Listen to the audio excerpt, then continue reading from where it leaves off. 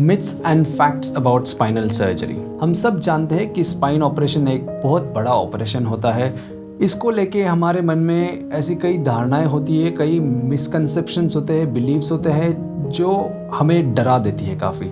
आइए जानते हैं इसमें कितना सच है और कितना झूठ है। मेरा नाम है डॉक्टर राकेश ढाके। मैं एक कंसल्टेंट स्पाइन सर्जन के तौर पे मुंबई में प्रैक्टिस कर रहा हूँ। देखो, स्पाइन सर्जरी एक बड़ा ऑपरेशन तो है, बट ये धारणा, ये बिलीफ आप मन से निकाल दे कि इससे पैरालिसिस होता है, इससे आप बेड पे पड़े रहोगे, इससे रिजल्ट्स पुअर है, ये सब गलत है। आजकल टेक्नोलॉजी इतनी बढ़ गई है, आजकल एडवांसेस इतने हो चुके हैं हमारी ट्रेनिंग में, जो हम इंस्ट्रूमेंट्स यूज़ करते हैं इसमें इतने एडवांसेस हो गए कि आज स्पाइन सर्जरी काफ़ी सेफली किया जाता है। सबसे पहले जो बिलीफ है हमारी कि काफ़ी लोग मैंने सुना है कि कहते हैं कि सर स्पाइन सर्जरी किया तो फिर बेड पे ही पड़ा रहना पड़ता है, कि पैरालिसिस होता है, ऐसे ये चीज़ गलत है। जो कॉमन स्पाइन सर्जरीज आजकल की जाती है वो की जाती है हमारे लंबर स्पाइन में, मतलब स्पाइन के नीचे हिस्से में।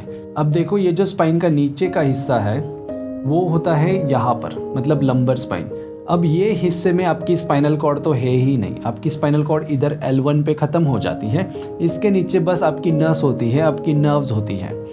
तो अगर इसमें कुछ कॉम्प्लिकेशंस हुआ भी, जिसके चांसेस लेस देन 1% है, अगर ये कॉम्प्लिकेशन हुआ भी तो भी आपकी नस को इंजरी हो सकती है, जिसकी वजह से आपकी एक पर्टिकुलर पार्ट में, आपके लिम्ब के या आपके पैर के एक पर्टिकुलर पार्ट में कमज़ोरी आ सकती है।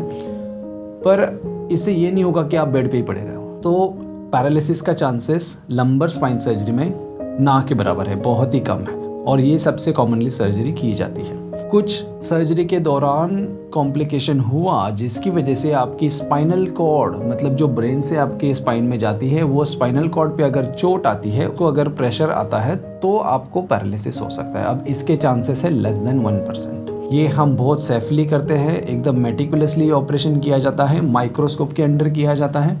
तो इसकी वजह से आजकल स्पाइन सर्जरी से जो कॉम्प्लिकेशंस कुछ 20-25 साल पहले होते थे, उसका परसेंटेज या उसका इंसिडेंस बहुत कम हो गया है। तो देखो, ये जो भी कॉम्प्लिकेशंस होते हैं स्पाइन सर्जरी के दौरान, इसके रिस्क लेस देन 1% के आसपास है। अब ये रिस्क तो उसी के बराबर हो गए कि समझो, अब जैसे सिंपल लैंग्वेज में अगर आपको बताना है कि जब आप ऑफिस से घर जा रहे हो, समझो, तो अगर आप बाइक से जा रहे हो, गाड़ी से जा रहे हो, तो 99.9% चांस है कि आप घर पहुंचोगे। पर 0.1% हो सकता है कि जब गाड़ी से जा रहे हैं तो एक्सीडेंट हो सकता है। उसी तरह अगर स्पाइन सर्जरी या कोई सर्जरी कर रहे हो तो हम कोशिश करते हैं कि सब कुछ सही हो और ये सक्सेसफुल हो।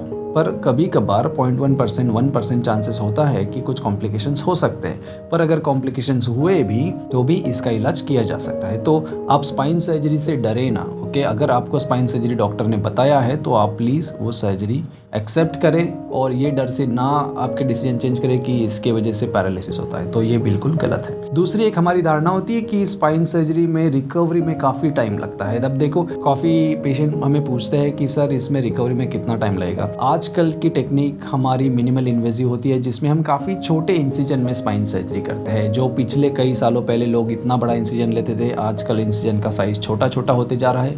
इंस्ट्रूमेंट्स एडवांस होते जा रहे हैं, आधुनिक टेक्निक के द्वारा ये ऑपरेशंस होते जा रहे हैं, तो इससे रिकवरी टाइम काफ़ी कम होता जा रहा है। हम कोशिश करते हैं कि उसी दिन या फिर नेक्स्ट दिन पेशेंट चल सके, बैठ सके, खड़ा हो सके।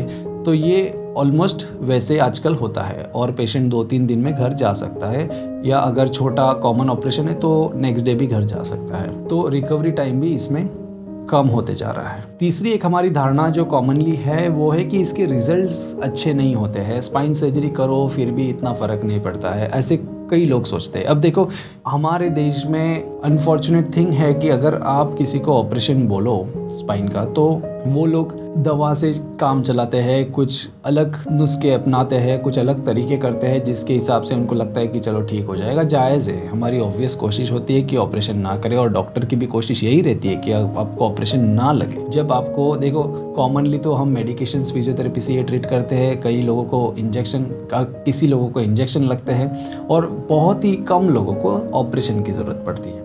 तो देखो, अगर ऑपरेशन डॉक्टर ने बोला है तो इसका मतलब है कि आपको लगने वाला है। तो अगर पेशेंट एकदम लेट स्टेज में आ रहे हैं, ये सब नुस्खे अपना के हो गया और फिर भी दिन निकाल रहे हैं, काम चला रहे हैं और एकदम एंड स्टेज में प्रेजेंट कर रहे हैं, जब ऑलरेडी आपकी नस इतनी दबी हुई है, ऑलरेडी आपका स्पाइन इतना ख़राब हो चुका है, और वो स्टेज पे अगर हम ऑपरेशन करते हैं तो वो डिपेंड करेगा कि आपका स्पाइन पहले ही कितना ख़राब था। देखो, अगर पहले ऑलरेडी इतना डैमेज हो चुका है तो ऑपरेशन के बाद के रिजल्ट्स भी थोड़े पुअर रहेंगे। ओके, अगर आप जब बताते हैं डॉक्टर ऑपरेशन तब आके करते हो, जब अर्ली स्टेजेस में अगर आपको ज़रूरत पड़ती तभी आप करते हो, तो उसके रिजल्ट्स भी अच्छे होंगे। तो रिजल्ट्स पुअर होते हैं स्पाइन सर्जरी के, ये कहना गलत है। ये डिपेंड करता है आप कौन सी स्टेज पे आ रहे हो और कब ऑपरेशन कर रहे हो। तो ये हो गई कुछ कॉमन धारणा, कॉमन मिसकंसेप्शन, कॉमन बिलीव्स। और मैं कहना चाहूँगा विश्वास से कि देखो, स्पाइन सर्जरी आज की तारीख में अगर आप अच्छे डॉक्टर से कराते हो जिनकी ट्रेनिंग अच्छी है तो बिल्कुल ये सेफ़ है। स्पाइन सर्जरी से आपको ना पैरालिसिस होता है, ना आपकी रिकवरी लंबी होती है। अगर अच्छे से ये किया जाए तो एकदम सेफ़ है, आपकी रिकवरी जल्दी होती है और आप इसके बारे में कुछ भी डाउट आपके मन में ना रखें। अगर आपको फिर भी कुछ सवाल है, आपको कुछ और जानना है स्पाइन सर्जरी के बारे में, तो आप प्लीज़ नीचे कमेंट सेक्शन में लिखें, ये इस वीडियो को लाइक करें।